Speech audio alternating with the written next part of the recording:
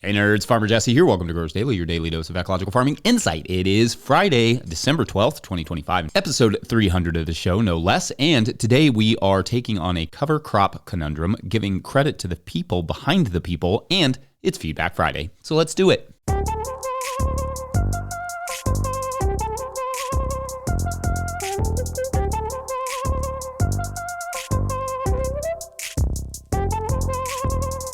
All right, happy Friday, everyone, and happy 300 episodes of this ridiculous show. That is wild, honestly, because it turns out that I hadn't been labeling the shows right for the last 2 months. Mike was the one who caught that we were actually at show 300. I truly would have just blown past this milestone without even knowing, and then celebrated it in a few weeks, long after episode 300. But that's 300 episodes, nearly 1,000 segments, wild stuff, and several of you mentioned on a show last week that you also had not missed an episode, so now you know. That's 300 of them that we have shared, and we are delighted that you come back for it every day. So much love for you all. No doubt this show is the biggest challenge I've ever put on myself, and especially for the duration of it so far. Certainly in the beginning, I had no idea how long I would be able to maintain this much mental load and work every day, but huge shouts to Mike and Michelle, who take a lot of the additional work off my shoulders that it takes to keep this thing going. From the editing to the sponsors, all the things, which 100% makes this thing possible. So anyway, happy 300th episode, y'all. Here's to the next 300, beyond, who knows? I feel good though. Got the old rhythm going. Just fear the World Cup is going to screw everything up because, some of these games are going to be late at night, especially because the U.S. plays on the West Coast, which, boo. June could be rough. We'll see. Anyway, it is Friday, which means Feedback Friday, where we explore what you all were saying about this week's topics. On Monday, we discussed finding our own agronomists, planting into compost mulch, and are there leaves you should avoid? On the leaf thing, a few people, like at David Penfold and at Philaflom, good regular commenters, both mentioned or asked about the risks with black walnut leaves, and not really. I mean, here's the thing to keep in mind. Assuming you could even find enough walnut leaves to make a difference, even then, I wouldn't be too worried about it. They have done studies on plants grown immediately after a walnut forest was removed and found really only trace amounts in fruits, in this case, cucumbers.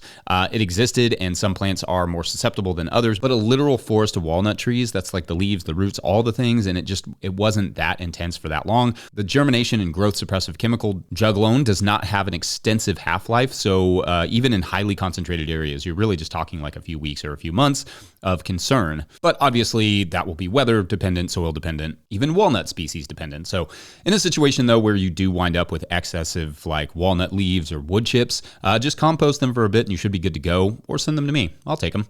On Tuesday, we talked about planting into cover crop residue. Can you ripen nightshades by topping the plants and farm businessing? Loads of great comments on these topics. About ripening peppers, at Kirsty Pollock wrote, quote, I found this year, much to my surprise, that peppers, especially bell and long sweet ones, ripened very readily off the plant in a bowl with some apples, just like tomatoes, end quote. And yes, this is a thing. Bananas and apples and several other fruits give off ethylene gas as they chill and slowly rot on your countertop, which is a fun little gas that you will remember is part of what is required for fruit to mature and ripe on the vine. So yeah, put them in a box with an apple and it can speed up the process a little bit. Also on the ripening side, Mr. Queer Duck wrote, quote, interesting that topping doesn't necessarily speed ripening. I read that stressing a tomato can help, topping, root pruning, and double time between watering. Always appreciate that your sources are studies and experience rather than lore, end quote. And yeah, I also see this stuff on the internet, but I cannot really find any research to back it up. One part of that, though, is that a lot of the research about tomatoes in terms of ripening is about post-harvest ripening, like how to slow ripening down to ship them further without spoilage and then to ripen them. So I don't want to say it's impossible that you can't ripen them faster. I just can't find any evidence or anything that supports how you would do that, and whether or not it's root pruning, I don't know. Maybe, but I just truly can't find anything that supports that, I guess. That said, there is evidence that water stress can improve the quality of tomatoes around ripening, which anyone who has enjoyed a drought around ripening of field tomatoes will tell you those tomatoes slap, even if there are, of course, fewer of them because, yield goes down when water goes down. This same idea applies to many fruits as well. Wine grape growers will often tell you, they want a lot of moisture to kind of kick off the season, and then they want it to back off, to improve the quality of their grapes. Whether it will ripen something faster, I can't really say, but I will keep looking into this because that when something anything is this pervasive, there's usually something behind it, often misunderstood science, but something, somewhere. So we'll keep looking. On Wednesday, we talked about mulch papers, winter farm hygiene, and alfalfa hay. At Auto Nomads wrote, quote, just check craft process, K-R-A-F-T, in Wikipedia. It's quite gross. Plus, you never know for what use was the cardboard and papers before recycling, end quote. Thanks. And I don't know if this was the point that they were trying to make, but one of the issues is not like what's in the paper, though there could be some theoretical things that could have long enough half-lives to, raise some concerns. But more than that, it is what it takes to create these papers, i.e. the manufacturing itself can be controversial because of the gases it releases and the water it pollutes. Again, it needs to be said and resaid and said many different ways. We don't actually want more manufacturing in the U.S. We don't really want more manufacturing anywhere in the world if we care about our soil and farmland. It's the needless consumerism we need to address, not the lack of manufacturing on our farmland. So again, as I alluded to that day, if you're going to use cardboard of some sort, I would just suggest getting clean ones from a dump so we're not supporting factories that may be polluting farmland somewhere else in the world. Also that day, at Matt Cantley wrote, quote, Jesse, I just received my YouTube recap. Top 0.4% of viewers of your channel. I cannot thank you enough. You have played a huge role in my garden journey these last 3 years. I've converted 900 square feet of unused Bermuda into a 12-bed no-till garden paradise. I plan to grow as much food as I can for my family and offered garden coaching on the weekends. Cottontown, Tennessee, end quote. And very cool to hear. Thank you. I got a lot of those sorts of messages last week about where we were on people's Spotify lists and where we were on your YouTube viewing. So that's very cool to see. And I really appreciate all of you listeners and viewers out there. Amazing stuff. Genuinely and literally for some of you, after we had you do the theme song thing for our 1 year anniversary, you rock. Then on Thursday, we talked about planting late fall strawberries, testing soil moisture, and a specific farming challenge about needing to break into a new property, needing to grow something there, but not having any ground ready yet. On that conundrum, at Slaplapdog wrote, quote, for the Patreon question, how about tilling then planting Austrian winter peas or fava beans for a winter crop? Alternatively, if a field of sunchokes counts towards the cultivated area requirement, then you have a one and done solution, end quote. First, I love favas, very delicious legume. So that has my endorsement in theory. The only problem being that they would have to prepare the soil somehow to get them, growing, and then they would have to still be likely competing with some amount of weeds in the spring. Now, could you plow it, mulch it, and then plant fall favas or, something like that? Maybe, at least in some areas that can work. It will depend a little bit on your climate. As for sunchokes, another crop I love, it would still require, some soil prep for success. And moreover, it is a perennial, so it does perennialize. So you'd want to absolutely make sure you can grow it and then you can sell a boatload of it, which ain't always super easy. Anyway, I like the outside of the box thinking though. Appreciate that. Also that day, at William Curry wrote, quote, this was just another reminder to be patient and not screw up the beginning of the next growing season. Thanks, Farmer Jay. It's not even Christmas and I want to get outside already, end quote. Yeah, hear that. Especially when it comes to starting a garden, slow down and do it right the first time, or you will have to deal with that rush for many years to come. Great stuff as always this week. Family, best comment section on YouTube as always. Otherwise, we're going to take a quick break, and when we return, a little cover crop conundrum to go with our, starting garden conundrum. Lots of conundrums this week. I mean, what else are you going to do in all this snow? Yeah, we're getting snow again anyway. BRB.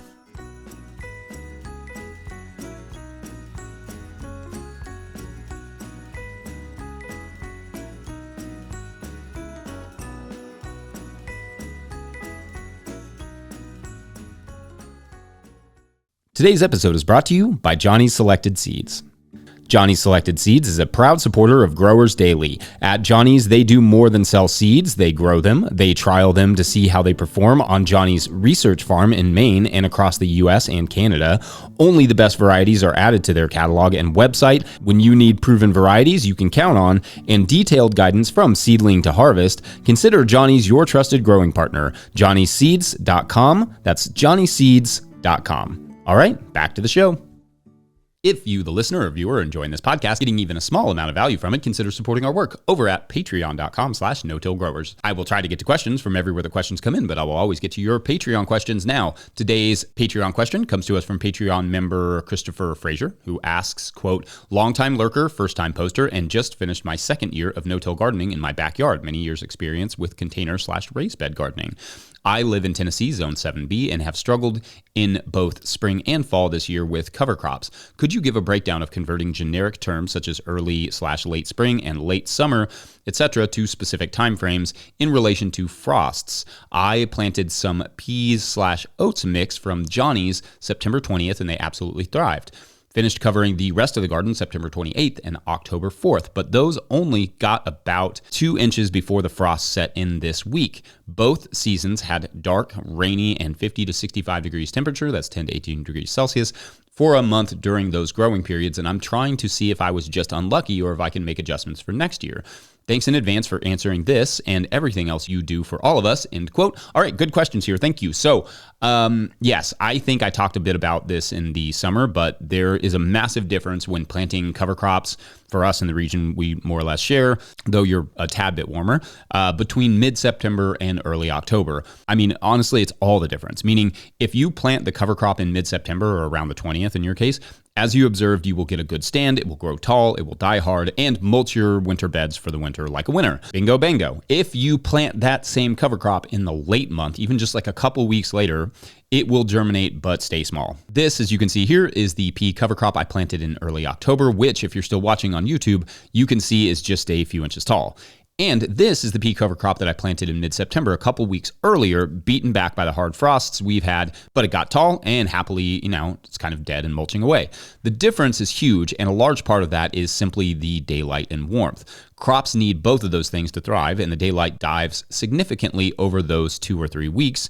What you can expect there is that the cover crops that are 2 inches tall at this point will likely survive the winter, and you will have to deal with them in the spring. Now, a really, really hard winter may have something to say about that, but small peas can be stubbornly hardy. Also, I should say, as I have said in other videos, in warmer climates than my own here, Kentucky Zone 6B, I recommend staying away from oats as a winter kill cover crop in general. It has to be pretty dang mature to reliably winter kill, which can be hard to get them in early enough if you're still summer cropping. I personally avoid pre-mixed cover crops for that reason, because if things happen and I get behind, I may have to nix the oats, for instance, and just roll with the peas, because in the worst case scenario, peas on their own are just easier to manage in the spring than peas and oats mixed together, or oats in general. What oats need to winter kill is just to be big when they start getting those really first hard frosts. If they get big enough, they will die, so it may be worth planting them a week before the peas and then sowing the peas over top of them or in between the oats rows or whatever makes sense. Now, you also asked if I could give a breakdown of converting terms such as early/late spring and late summer, etc., to specific timeframes in relation to frost dates. I don't know if I know exactly how to answer that, but I consider early summer to just be before the solstice, so late May, early June for you, or about 4 to 5 weeks after your last frost of the spring. Early spring is March, when the sunlight returns and things start to grow again, about 6 to 8 weeks before your first frost. That's arbitrary and based on your region, because the window will be shorter in colder climates and longer in warmer ones, but I do hope that's at least a little bit helpful.